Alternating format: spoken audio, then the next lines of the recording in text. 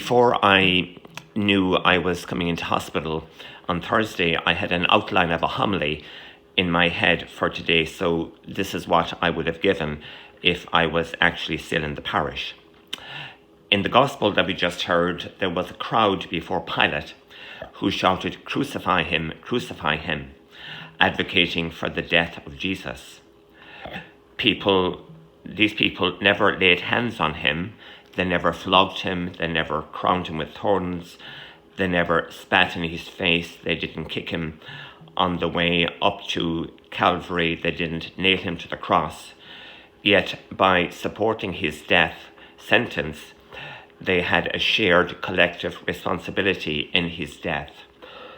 And all of this is supported by Jesus' own teaching in the 5th chapter of Matthew, where he says that in moral matters, in how we stand before God, it is what we hold in our heart that matters.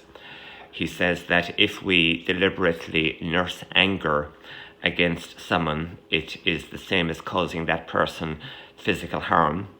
And if we deliberately entertain lustful thoughts, then it is the same as actually committing adultery or fornication. Now, I came across a survey a few weeks ago saying that 58% of Catholics are pro-choice. By this reasoning that I've just given you, pro-choice Catholics share too, in a shared collective way, in the mass killing of unborn babies because they consent to their deaths. And we're talking, say, here in the US, of about 65 million babies that have been executed.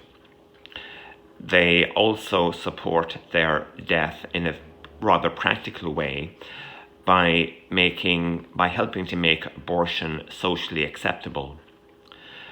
Now, capital punishment is quite a different subject for numerous reasons, yet the same principle still apply. Article 2267 of the Catechism says that capital punishment is inadmissible in the light of the gospel. Those who support capital punishment share in a collective responsibility for the executions that violate the 5th commandment, thou shalt not kill. Furthermore, Jesus did cancel the Old Testament teaching of an eye for an eye and a tooth for a tooth.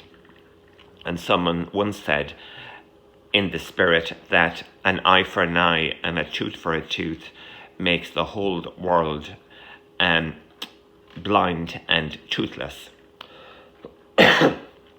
Supporting assisted suicide and euthanasia also brings those people into a shared collective responsibility for all who die tragically in this way.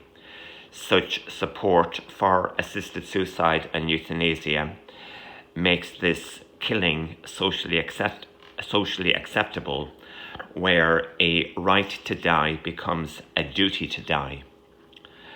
So what should we do in any moral matter where Jesus' teaching differs from my own view? Well, when I was young, I was taught a prayer in school, and it's a very simple prayer, very powerful prayer, very relevant prayer. And it says, Jesus Christ, meek and mild, make my heart like unto thine.